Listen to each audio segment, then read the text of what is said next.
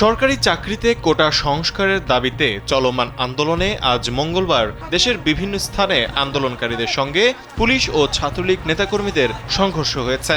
কোথাও কোথাও এখনো চলছে সংঘর্ষ। এসব সংঘর্ষে এখন পর্যন্ত 5 জন নিহত হওয়ার খবর পাওয়া গেছে।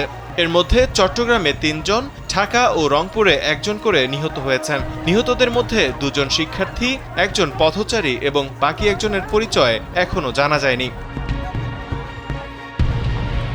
জানা যায়, মঙ্গলবার বিকেল 3টা থেকে চট্টগ্রামের মুরাদপুর 2 নম্বর গেট ও 16 শহর সহ আশপাশের এলাকায় কোটা আন্দোলনকারীদের সঙ্গে ছাত্রলীগ ও যুবলীগের মধ্যে সংঘর্ষ শুরু হয়। স্যান্ডেলিনা সো, রূপচর্চায় আভিজাত্য।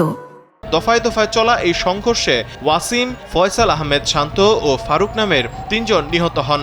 এর মধ্যে ওয়াসিম চট্টগ্রাম কলেজের শিক্ষার্থী, তিনি কক্সবাজারের পেকুয়া এলাকার বাসিন্দা। ফয়সাল আহমেদ শান্তনগরের এমইএস কলেজের ছাত্র। পথচারী ফারুকের বিস্তারিত পরিচয় এখনো জানা যায়নি।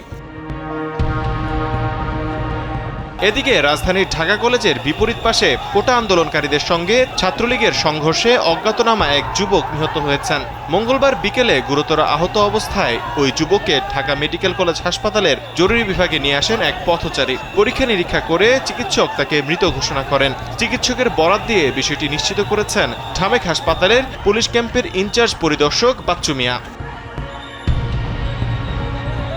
এর আগে মঙ্গলবার দুপুর 2:30টার দিকে রংপুরে পুলিশের সঙ্গে সংঘর্ষে বেগম রোকেয়া বিশ্ববিদ্যালয় বেরোবির কোটা সংস্কার আন্দোলনের অন্যতম সমন্বয়ক ও ইংরেজি বিভাগের 12তম ব্যাচের শিক্ষার্থী আবু সাইদ নিহত হন। আবু সাইদ রংপুরের পীরগঞ্জ উপজেলার বাবনপুরের বাসিন্দা মকবুল হোসেনের ছেলে। বিষয়টি নিশ্চিত করেছেন বেরোবির ইংরেজি বিভাগের প্রধান আসিফ আল মতিন। প্রত্যক্ষদর্শীরা জানান, আজ দুপুর 2টায় রংপুর খামার মোড় থেকে শিক্ষার্থীরা বিশাল মিছিল নিয়ে বিশ্ববিদ্যালয়ের 1 নম্বর ফটকের সামনে আসেন। এ সময় তারা বিভিন্ন স্লোগান দিতে থাকেন। শিক্ষার্থীরা ক্যাম্পাসে প্রবেশের চেষ্টা করলে পুলিশ বাধা দেয়। এতে পুলিশের সঙ্গে শিক্ষার্থীদের সংঘর্ষ বাধে। এ সময় পুলিশ প্রায় 200 রাউন্ড গুলি ও রাবার বুলেট ছোড়ে। পুলিশের গুলিতে আন্দোলনের সমন্বয়ক আবু সাইদ নিহত হন। গত সোমবার দুপুর থেকে প্রধানমন্ত্রীর বক্তব্যের প্রতিবাদ ও কোটা সংস্কারের দাবিতে বিক্ষোভ শুরু করেন আন্দোলনকারীরা।